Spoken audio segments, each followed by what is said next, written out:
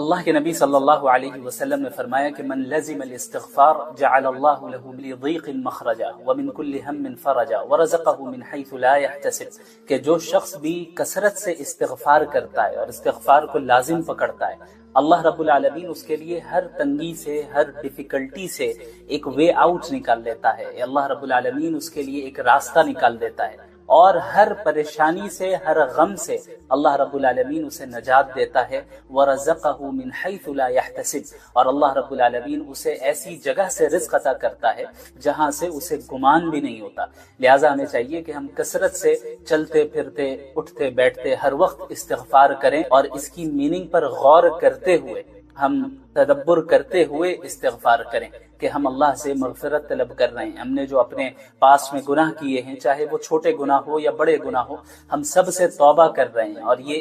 عزم کر رہے ہیں کہ یا اللہ میں ان گناہوں کو کبھی نہیں دہراؤں گا۔ اللہ رب العالمین پر توکل کرنے کا ہرگز یہ مطلب نہیں ہے کہ ہم اسباب کو اختیار کیے بغیر اور اپنی طرف سے محنت کیے بغیر اللہ پر بھروسہ کرتے رہیں اور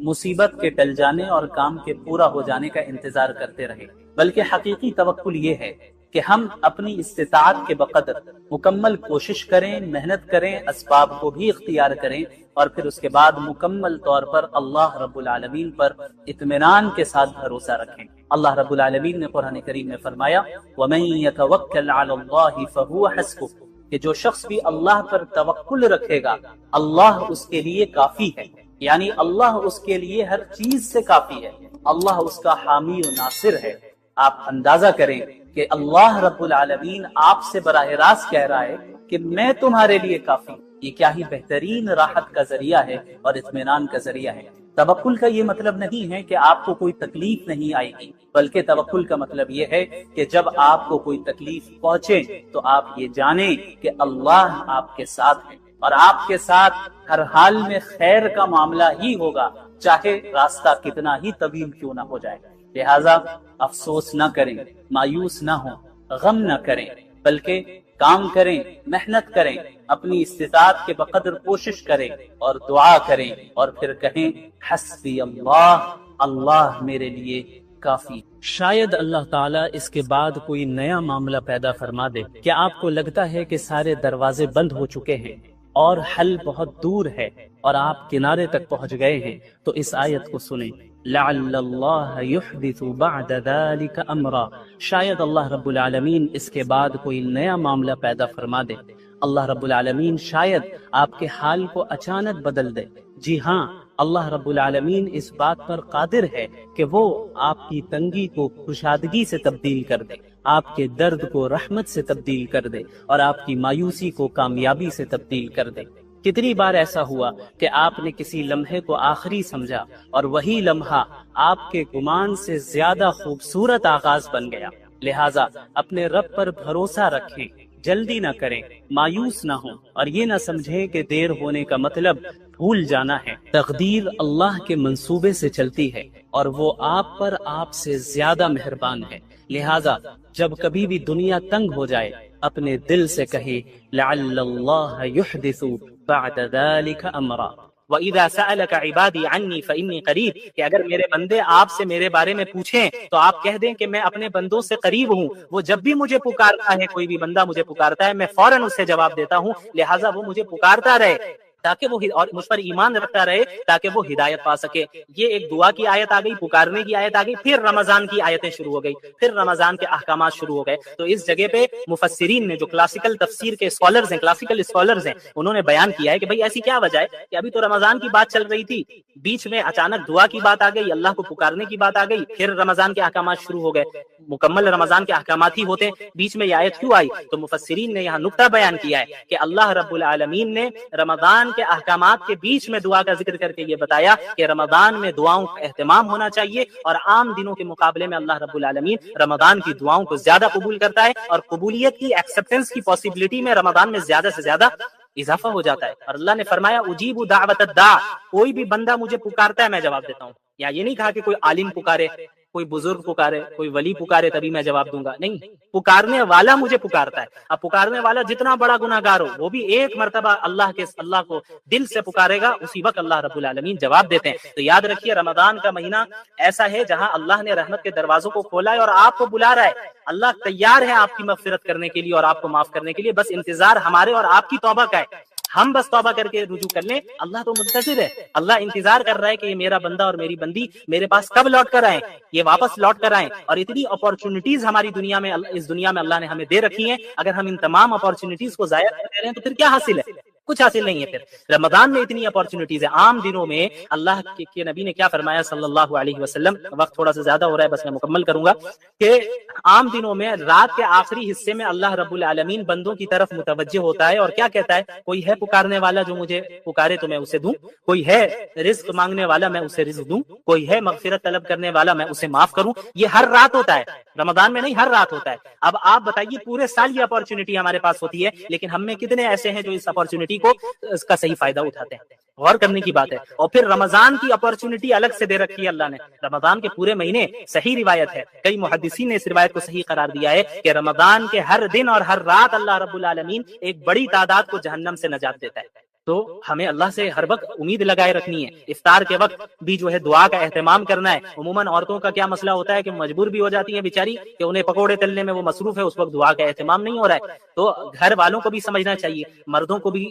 ان چیزوں کو میں کوپریٹ کرنا چاہیے کہ یہ مہینہ کھانے کے لیے نہیں ہے. ہاں جتنا آپ کر سکے اچھی بات ہے، لیکن ہر ایک کو عبادت کرنے کی توفیق دے، ایک دوسرے کا ہیلپ کرے. یہ نہیں کہ عورتیں غلام ہوتی ہیں، بیوی غلام ہوتی ہیں، باندیوں کی طرح کھٹتی رہے اور وہ کام کرتی رہے، آپ عبادت کرتے رہے ماشاءاللہ، یہ بھی نہیں. اور اسی طرح عورتوں کی بھی ذمہ داری ہے کہ یہ نہیں کہ شوہر خالی آپ کا اے ٹی ایم مشین ہے اور وہ جو ہے باہر سے بازار سے سامان لاتا رہے گا اور یہ کرتا رہے، آپ گھر میں جو ہے آرام سے رہنا چاہیے اور سامنے والا میرا شوہر جیسا بھی رہ رہا ہے کوئی فرق نہیں پڑتا، یہ بھی غلط ہے. تو یہ جو زندگی ہے ایک دوسرے کے ساتھ تعاون کر کے، ایک دوسرے سے محبت کر کے، ایک دوسرے کا خیال رکھ کے اور ایک دوسرے کے لیے قربانی دے کر آگے بڑھے گی. اور پھر اسی زندگی میں جب ہم ایک دوسرے کے لیے قربانی دیں گے، دنیاوی چیزوں میں بھی اور آخرت کی چیزوں میں بھی فکر کریں گے کہ بھائی میری بیوی نے نماز پڑھی یا نہیں پڑھی، میرے شوہر نے نماز پڑھی یا نہیں پڑھی، میرے والدین نے نماز پڑھی یا نہیں پڑھی، میری اولاد کو موقع ملا کہ نہیں ملا نماز پڑھنے کا. ان تمام چیزوں کا جب ہم لحاظ رکھیں گے تو ہمارے گھر میں ایک مبارک اور بابرکت اسلامی معاشرہ اور ماحول قائم ہو جائے گا. اور اللہ رب العالمین سے امید ہے کہ ہم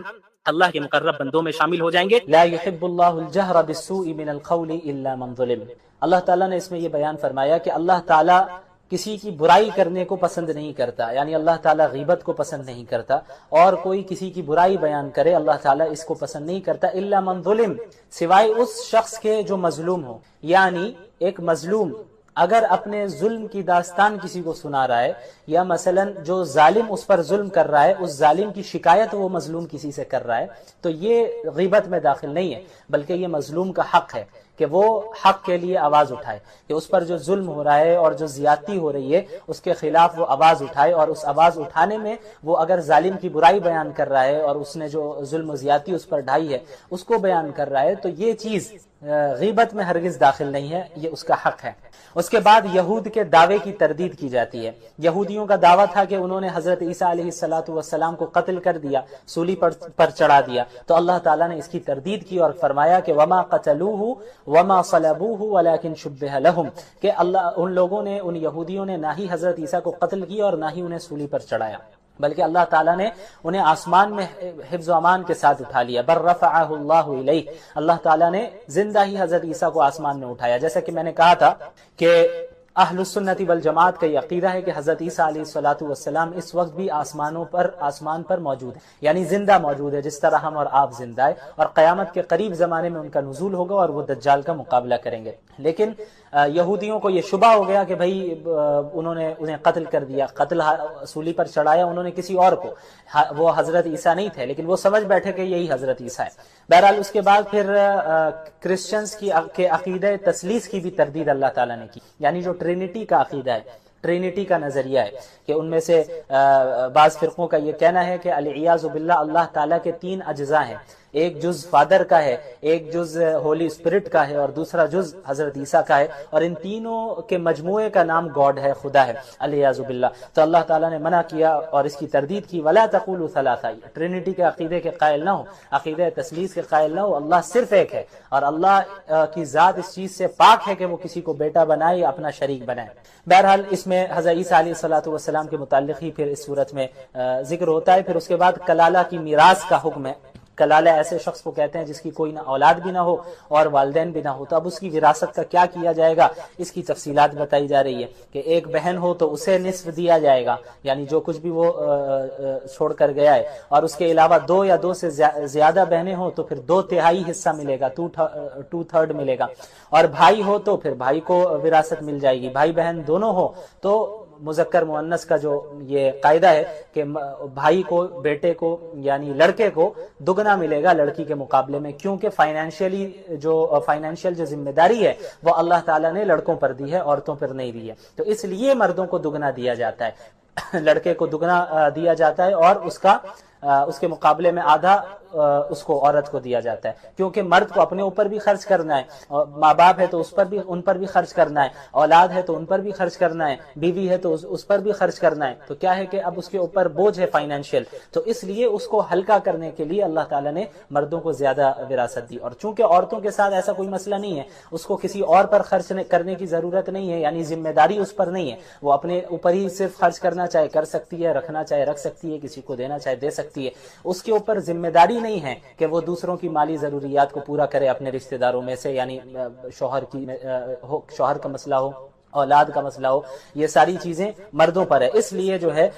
مرد کو زیادہ دیا جاتا ہے، یہ بات ذہن میں رہے۔ تو اب سورۃ المائدہ کی ابتدا ہوتی ہے۔ سورۃ المائدہ، مائدہ کہتے ہیں عربی زبان میں دسترخوان کو، کیونکہ اس سورت میں اس بات کا ذکر ہے کہ حضرت عیسیٰ علیہ السلام نے اللہ تعالیٰ سے دعا کی تھی کہ یا اللہ آسمان سے آپ دسترخوان کا نزول فرمائیے، تو اللہ تعالیٰ نے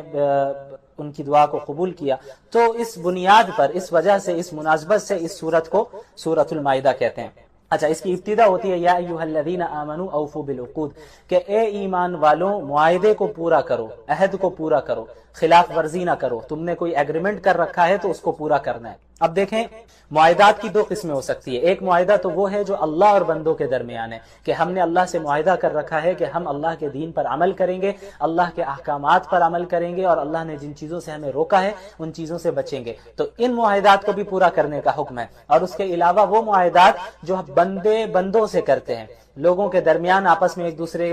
کا جو معاملات ہوتے ہیں، لین دین کا مسئلہ ہے، اس میں جو معاہدہ اور ایگریمنٹس کرتے ہیں ہم، تو اس کی بھی جو ہے اس کا بھی لحاظ رکھنا اور اس کو پورا کرنا ضروری ہے۔ عہد کی خلاف ورزی کرنا یہ بہت بڑا جرم ہے، اور یہ ایک مومن کی شان نہیں ہے کہ وہ معاہدے اور ایگریمنٹ کی خلاف ورزی کرے۔ اس کے بعد پھر اللہ تعالیٰ نے بعض ایسی چیزوں کا ذکر کیا جو کہ اللہ تعالیٰ نے حرام قرار دیا ہے، جیسے حرمت علیکم المیتہ والدم ولحم الخنزیر وما اہل لغیر اللہ بہ۔ اللہ نے فرمایا کہ مردار، ایسا جانور جو مر گیا ہو بغیر ذبح کیے، جو مردار ہو، اس کو کھانا جائز نہیں ہے، وہ حرام ہے۔ اس کے علاوہ جو بہتا ہوا خون ہو، بہنے والا خون ہو، وہ بھی حرام ہے، اس کو آپ نہیں استعمال کر سکتے۔ اسی طرح خنزیر کا گوشت بھی حرام ہے۔ اسی طرح وہ جانور جس پر اللہ کے سوا کسی کا نام لیا گیا ہو، غیر اللہ کے نام سے ذبح کیا گیا ہو، تو اس جانور کو بھی کھانا جائز نہیں ہے۔ اس کے علاوہ وہ جانور جس کو گلا گھونٹ کر مار دیا گیا ہو، ہلاک کر دیا گیا ہو، اس کو بھی کھانا جائز نہیں ہے، وہ بھی حرام ہے۔ اس کے علاوہ ایسا جانور جو سخت ضرب کے ذریعے مرا ہو، یعنی چوٹ لگی ہو بہت تیز اس کو، اس وجہ سے وہ ہلاک ہو گیا، مر گیا، تو پھر ایسا جانور بھی کیا ہے، حرام ہے، کھانے کی اجازت نہیں ہے۔ پھر وہ جانور جو اوپر سے گر کر، لڑک کر گرا ہو اور لڑکتا ہوا گر کر مر گیا ہے، تو ایسا جانور بھی وہ ہے جس کو کھانا جائز نہیں ہے، حرام ہے۔ اس کے علاوہ وہ جانور جس کو کسی درندے نے کھایا ہو، زخمی کر کے پھاڑ دیا ہو اور پھر وہ مر گیا ہو، تو پھر ایسے جانور کو بھی کیا ہے کہ کھانا جائز نہیں ہے۔ ہاں، حالت اضطرار میں، یعنی ایسی صورت آپ کے سامنے آ گئی کہ اب یہی مردار ہیں یا یہی ایسی قسم کے جانور ہے اور آپ کے علاوہ کھانے کو آپ کے پاس کچھ نہیں ہے اور آپ بالکل مرنے کے قریب ہیں، تو جان بچانے کے لیے بقدر ضرورت حرام چیز سے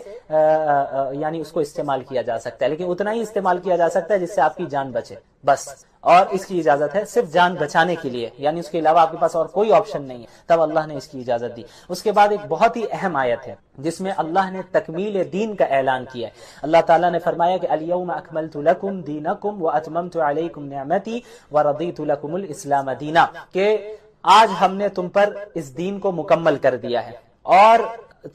اپنی نعمت کو تم پر مکمل کر دیا ہے، اور تمہارے لیے اسلام کو ایز اے ریلیجن میں نے پسند کر لیا ہے، ایز اے دین ہم نے سیلیکٹ کر لیا ہے۔ یعنی اس آیت کا جو نزول ہوا آپ کو معلوم ہونا چاہیے، یہ عرفات، میدان عرفات میں اس آیت کا نزول ہوا، اور احکام کے اعتبار سے سمجھیں کہ آپ یہ آخری آیت ہے، اس کے بعد کوئی نیا حکم نازل نہیں ہوا اور کوئی چیز منسوخ نہیں ہوئی۔ اس میں یہ اللہ تعالیٰ نے بتایا کہ آج کے دین آپ پر مکمل ہو گیا ہے، مسلمانوں آپ سب پر مکمل ہو گیا۔ تو اس کا مطلب یہ ہوا کہ اب اس دین میں حذف و اضافے کی گنجائش نہیں ہے، اس دین سے کسی چیز کو اب نکالا نہیں جا سکتا اور کسی باہر کی چیز کو اس دین میں ایڈ نہیں کیا جا سکتا۔ یعنی جس طرح رسول اللہ صلی اللہ علیہ وسلم پر یہ دین مکمل ہو گیا، صحابہ کے زمانے میں یہ دین مکمل ہو گیا، اسی کو فالو کرنا ہوگا۔ اس میں کسی حکم کو ہم ایڈ بھی نہیں کر سکتے اور کسی حکم کو ہم ختم بھی نہیں کر سکتے۔ ختم کرنا تو دور کی بات ہے، وہ تو کوئی سوال ہی نہیں ہے۔ اس کے علاوہ بدعات سے بھی بچنے کی جو ہے ہمیں اس سے ہمیں پتہ چل جاتا ہے کہ جب اللہ نے دین کو مکمل کر لیا تو بعد میں الگ سے ہم کوئی چیز بنا کر اسے دین کا حصہ بتائے، یہ بات غلط ہے، کیونکہ جب اللہ نے دین کو مکمل کر دیا تو اب کسی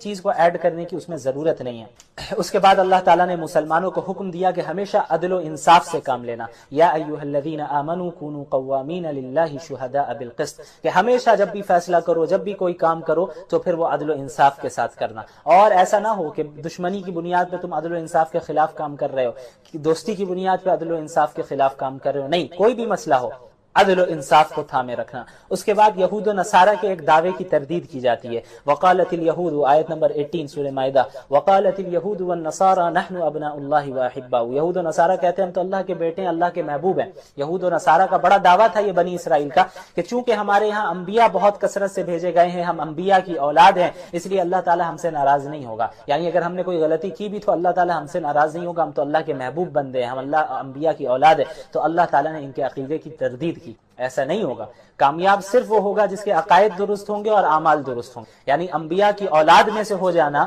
یہ کافی نہیں ہے، بلکہ ایمان اور اعمال صالحہ کا ہونا ضروری ہے، عقائد کا درست ہونا اور اعمال کا درست ہونا یہ بہت ضروری ہے، اس کے علاوہ نجات ممکن نہیں ہے۔ اس کے بعد آیت نمبر 27 میں آئیے، وَاتْلُ عَلَيْهِمْ نَبَأَ ابْنَيْ آدَمَ بِالْحَقِّ، اس میں حضرت آدم علیہ السلام کے دو بیٹوں کا ذکر ہے، حابیل اور قابیل کا۔ حضرت آدم علیہ السلام کی جب اولاد پیدا ہوتی حضرت حوا سے تو وہ جڑوا اولاد پیدا ہوا کرتی تھی، یعنی ایک بیٹا اور ایک بیٹی ایک ساتھ پیدا ہوتے، تو یہ جو ایک ساتھ پیدا ہو رہے ہیں ان کا آپس میں نکاح کرنا جائز نہیں تھا، یہ حقیقی بھائی بہن سمجھے جاتے تھے حضرت آدم کی شریعت کے اعتبار سے۔ اور پھر اگلی بار جب حمل سے دوسری اولاد پیدا ہوتی اور ایک بیٹا اور ایک اور بیٹی ساتھ میں ایک ساتھ پیدا ہوتی تو پہلی اولاد کا اس اولاد کے ساتھ نکاح کرنا جائز تھا، یعنی جو دو ایک ساتھ پیدا ہو رہے ہیں لڑکا اور لڑکی وہ ان آپس میں نکاح نہیں کر سکتے تھے، اب جو بعد میں پیدا ہو رہے ہیں ان کے ساتھ ان کا نکاح ہوتا تھا حضرت آدم کی شریعت میں۔ تو جو یہ قابیل تھا، قابیل کے ساتھ جو لڑکی پیدا ہوئی تھی وہ زیادہ خوبصورت تھی، قابیل کے ساتھ جو لڑکی پیدا ہوئی تھی وہ زیادہ خوبصورت تھی، لیکن اصول کے اعتبار سے قابیل اس لڑکی سے نکاح نہیں کر سکتا تھا کیونکہ وہ ساتھ میں پیدا ہوئے ہیں اور وہ حقیقی بھائی بہن ہوئے۔ اب جو حابیل ہیں اور ان کے ساتھ جو لڑکی پیدا ہوئی اس لڑکی سے قابیل کا نکاح ہوتا اور قابیل کے ساتھ جو لڑکی پیدا ہوئی اس کا نکاح حابیل سے ہوتا، لیکن قابیل کو یہ بات پسند نہیں آئی کہ حابیل کا نکاح اس سے کیسے ہوگا، مجھے یہ لڑکی پسند ہے، مجھے اس سے نکاح کرنا ہے، تو معاملہ بہت زیادہ حد سے آگے بڑھا، پھر آخر میں کیا ہوا کہ قابیل نے حابیل کو قتل کر دیا، اور یہ جو ہے اس روئے زمین کا سب سے پہلا قتل تھا۔ یہ مختصراً میں نے ذکر کیا۔ اس کے بعد پھر چند سزاؤں کا ذکر ہے کہ جو جرائم بعض لوگ کرتے ہیں ان کی سزا کیا ہو۔ اسی طرح چوری کی سزا، والسارق والسارقة فاقطعوا أيديهما، آیت نمبر 38، والسارق والسارقة فاقطعوا أيديهما جزاء بما كسبا نكالا من الله، کہ جو چور ہو چاہے مرد ہو یا عورت اس کے ہاتھ کو کاٹا جائے گا۔ اب بظاہر اس پر اعتراض کیا جاتا ہے کہ بھئی یہ تو اتنا سخت قانون ہے۔ اچھا یہ بھی یاد رہے کہ ایک اسپیسیفک اماؤنٹ ہے، اس اماؤنٹ کے برابر یا اس سے زیادہ اگر چوری کر رہا ہے تبھی یہ سزا نافذ ہوگی، اس سے کم میں نہیں۔ اس کے علاوہ چوری بھی ایسی ہو کہ آپ نے کسی محفوظ جگہ سے چوری کیا ہو، یعنی چلتے پھرتے راستے سے ہاتھ سے کوئی چیز چھین کر لے جائے تو یہ سرقہ میں داخل نہیں ہے، بلکہ کوئی چیز آپ نے محفوظ جگہ پہ رکھا ہے، اس چیز کو رکھا ہے اور پھر چور آئے اور پلاننگ کے ساتھ وہاں سے نکال کر لے کر چلا جائے تو یہ چوری ہے، اور اس پر جو ہے حد نافذ ہوگی ہاتھ کٹنے کی۔ تو بعض لوگ اعتراض کرتے ہیں کہ بھائی اتنی سخت سزا کیوں، یہ انسانی حقوق کے خلاف ہے۔ تو یہ وہ ایسے لوگ ہیں جو اپنے ملک میں ہی جرائم کو روک نہیں پاتے ہیں، ایسی حکومتیں بڑی بڑی حکومتیں ہیں جو اپنے کنٹریز میں جرائم کو روک نہیں پاتی ہیں، وہ کیونکہ ان کے یہاں اتنی آزادی دی گئی ہے، اتنی آزادی دی گئی کہ وہ جرائم کا جو ریشیو ہے وہ بڑھتا ہی چلا جا رہا ہے۔ اسلام نے ان لاز کو یقیناً سخت رکھا ہے، اور سخت رکھنے کی وجہ ہی یہ ہے کہ جرائم پر قابو پایا جائے۔ یعنی اگر سزا سخت نہیں ہوگی تو کیسے جرائم پر آپ قابو پائیں گے؟ اب مثلا یہ ہاتھ کاٹنے کا مسئلہ ہے، تو ایسا نہیں ہوگا اگر آپ اسلامی حکومت کو دیکھیں، کہیں اسلامی حکومت قائم ہو جائے اور وہاں پہ یہ ہاتھ کاٹنے کا بھی جو ہے یہ سزا بھی نافذ ہو جائے، تو ایسا نہیں ہوگا کہ آپ دیکھیں گے کہ ہر گھر میں کسی کا ہاتھ کٹا ہوا ہی ہے، ایسا نہیں ہوتا، بلکہ ہاتھ کٹتا ہے کسی ایک دو چور کا ہی اور پورا ملک باز آ جاتا ہے۔ مقصد یہی ہے کہ سزا ایک دو پر نافذ ہوگی، لیکن سزا اتنی سخت ہو کہ جو چور ہے وہ چوری کرنے کا ارادہ ہی چھوڑ دے، یہی اصل مقصد ہے سزاؤں کا۔ بہرحال اس کے بعد پھر یہود و نصارہ سے دلی دوستی کی ممانعت کی گئی، یا ایھا الذین آمنوا لا تتخذوا اليہود والنصارى اولیاء، کہ اے ایمان والو یہود و نصارہ کے ساتھ دلی دوستی نہ کرو۔ جیسا کہ پہلے بھی گزرا، میں نے اس کی تفصیل بتائی کہ ظاہری جو رکھ رکھاؤ کے لیے تعلق ہونا چاہیے وہ رکھ سکتے ہیں، اور ان کے ساتھ حسن سلوک کے ساتھ ہی